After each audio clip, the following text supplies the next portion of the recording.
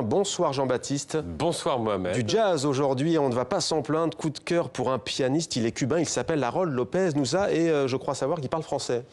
Oui, vous allez l'entendre dans quelques secondes qu'il parle français. Il va vous expliquer d'ailleurs pourquoi il a 35 ans.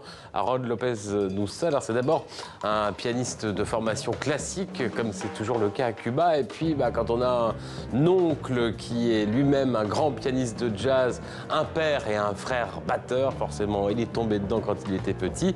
Il s'est fait prendre par le virus et ça fait une quinzaine d'années maintenant qu'il a vraiment gagné sa place dans le monde du jazz, notamment en gagnant le premier prix au Montreux Piano Jazz Festival en Suisse. C'est avec son trio qu'il revient avec un nouveau disque. Il y a d'ailleurs son frère qui est batteur dans l'ensemble. Un día cualquiera, que je dis avec un accent absolument déplorable. Ça veut dire une journée ordinaire du vrai jazz cubain, avec donc vraiment l'influence des musiques traditionnelles cubaines. Vous l'entendez, un groove communicatif. Ce sont essentiellement ses propres compositions, des compositions inventives, souvent émouvantes également. Ajoutez à cela que ce musicien a un sourire communicatif et en effet qu'il parle français, qu'il adore la France. Il sera d'ailleurs en concert demain et vendredi à Paris. C'était une bonne occasion, vous serez d'accord avec moi, de le rencontrer.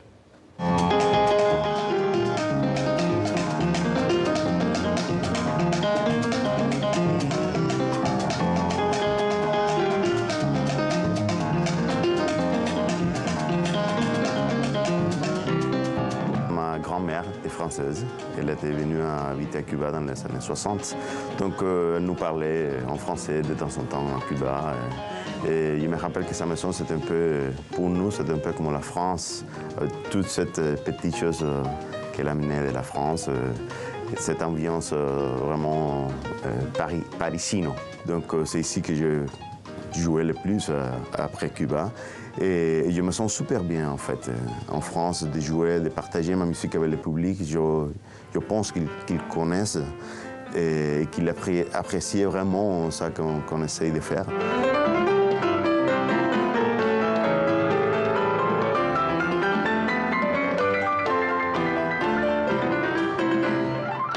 Je pense que c'était avec 17-18 ans que j'ai commencé à essayer avec du jazz, avec la musique cubaine un peu.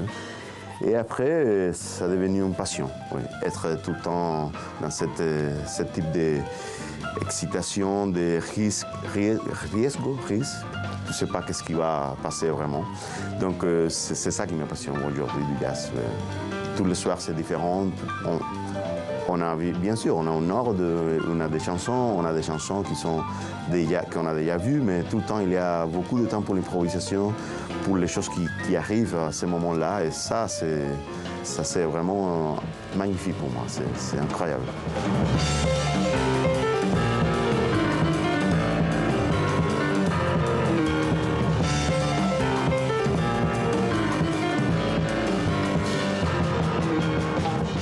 Cet album, il y a beaucoup de mes propres compositions qui bien sûr, on a travaillé après dans les studios et tous les trois, on a apporté beaucoup de choses.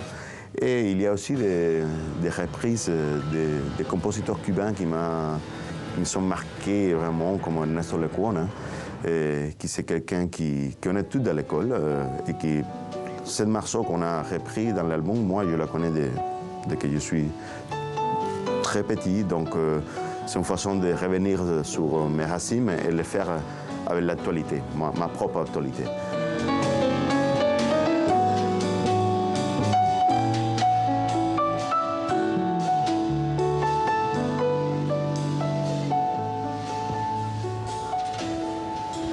Magnifique, c'était la chronique culture de Jean-Baptiste Urbain. Merci Jean-Baptiste.